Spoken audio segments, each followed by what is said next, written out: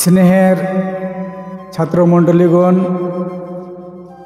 শিক্ষক মহাশয় ও KPS Arabic ইউনিভার্সিটির কমিটিবৃন্দগণ, সর্বপ্রথমে জানাই আন্তরিক শুভেচ্ছা ও সালাম। আসসালামু আলাইকুম ওয়া রাহমাতুল্লাহি ওয়া বারাকাতুহু।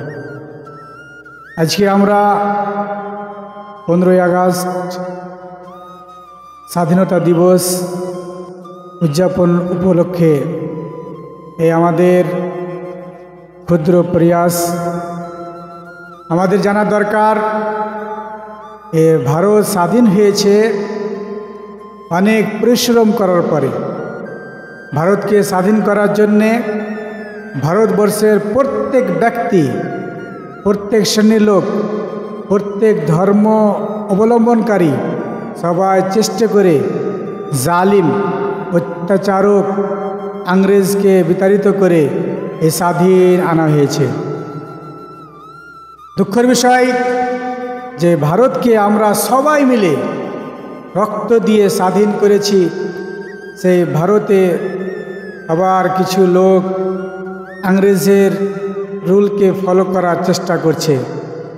ইংরেজরা যে রুলে রাজত্ব করেছে, ডিভাইড অ্যান্ড রুল, বন্টন করো রাজত্ব করো, সেরকম নিয়মে আবার কিছু লোক চলতে চাচ্ছে।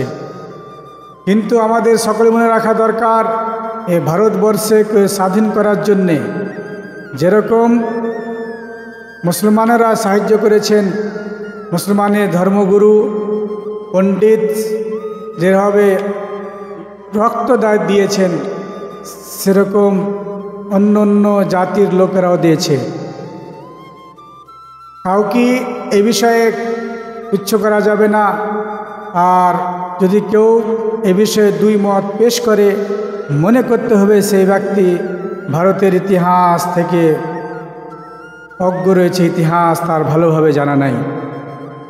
সেই ইতিহাসকে তুলে ধরার জন্যে আমরা সবাই একত্রিত হয়েছি যে ভারতবর্ষকে স্বাধীন করার জন্যে সর্বপ্রথমে ইংরেজের বিরুদ্ধে ফতোয়া জারি করেছেন আল্লামা ফজলা খায়রাবাদী আলাইহির রহমা। তিনি যখন ফতোয়া জারি করেন, এনাকে অনেক প্রেসার দেওয়া হয়েছে, এনাকে অনেক বলা হয়েছে যে আপনি নিজের ফতোয়াটাকে রিটার্ন নিয়ে নেন, না হলে আপনাকে কঠিন শাস্তি দেওয়া হবে। আল্লামা ফজলা খায়রাবাদী আলাইহির রহমা তিনি বলেছেন, যতই শাস্তির সম্মুখীন আমাকে হতে হয় না কেন, আমি আমার দেওয়া ফতোয়ার ওপরে অটল রয়েছি, সেই ফতোয়াই আমার থাকবে।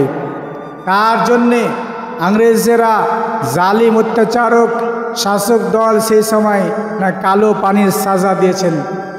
আল্লামা ফজলা খায়রাবাদী সেই কালো পানির সাজা সহ্য করতে করতে দুনিয়া ত্যাগ করেছেন। এবং আমাদেরকে মনে রাখা দরকার যে ইংরেজের বিরুদ্ধে শেরে হিন্দুস্তান টিপু সুলতান এবং আল্লামা মনসুর এবং মুফতি আহমদ কাকরুই অনেক মুসলমানেরা শহীদ হয়ে এ ভারতবর্ষকে রক্ত দিয়ে স্বাধীন করেছেন।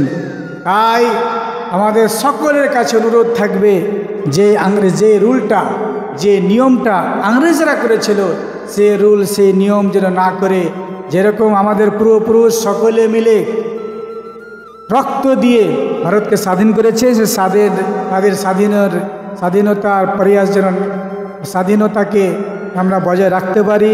যে উদ্দেশ্য নিয়ে তারা স্বাধীন করেছেন, সেই উদ্দেশ্য নিয়ে আমরা ভারতকে সুন্দর করতে পারি, এই আশা নিয়ে আমি নিজের এই ক্ষুদ্রতম বক্তব্য শেষ করলাম।